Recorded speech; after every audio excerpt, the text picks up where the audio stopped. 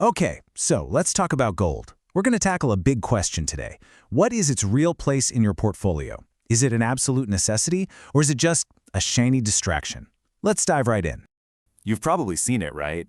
There is a ton of buzz around gold right now, and honestly, it's easy to see why. Its performance has been catching everyone's eye, and it has a lot of people wondering if this is it, if this is the ultimate safe haven investment they should be running to.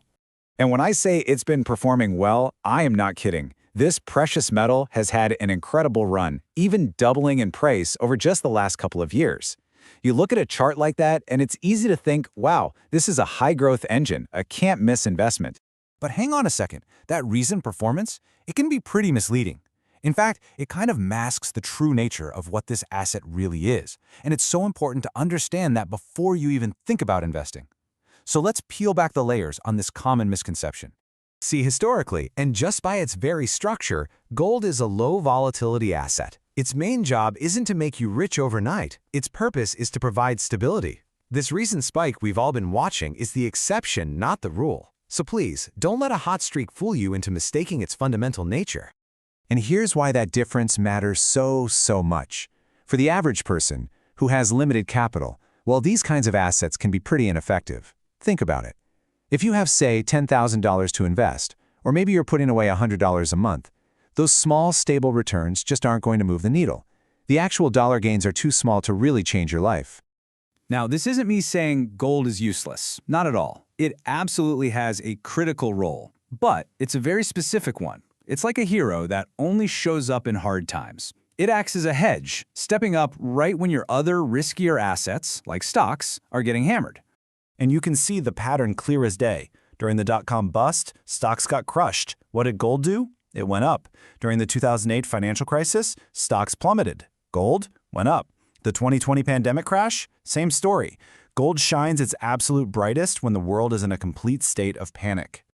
But there's a trade-off. There's always a price to pay for that crisis insurance. So what happens to gold's value when the world isn't falling apart? Let's flip the coin and look at the other side. And this right here is the core issue. During the good times, the periods of peace, stability, and economic growth, which, let's face it, is most of the time, gold tends to do, well, not much. It just kind of sits there, stagnating or even losing value while everything else is racing ahead. This is its defining characteristic, and it's the reason for its long-term underperformance. This data makes it really clear. We're looking at the win rate, the percentage of years an asset actually finishes with a positive return. U.S. stocks are up in nearly 80% of all years, Bitcoin about 71%, and gold? It has the lowest win rate of the bunch, coming in at only around 60%. So let's flip that number around. It means in any given year, there's a 40% chance that gold will actually lose value. That's a probability of decline that's almost twice as high as the U.S. stock market. It's the price you pay for having that hero in hard times. So when you decide where to put your money, you're not just picking an asset. You're making a fundamental bet on the future direction of humanity. Are you betting on a future of peace or one of conflict? For thousands of years, gold was real money. And that made total sense in a world that was defined by near-constant war and instability.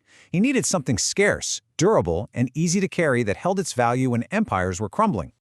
But the world has fundamentally changed. In the 80-plus years since World War II, we have lived in an era of unbelievable relative peace between the major world powers. Our economies are so tangled up together now that large-scale conflict is mostly handled through economic and diplomatic chess moves. And that brings us to the ultimate question you have to ask yourself. Are we heading toward more integration and more stability, or are we spiraling into fragmentation and chaos? In the long run, betting on peace and human progress has always been the winning strategy.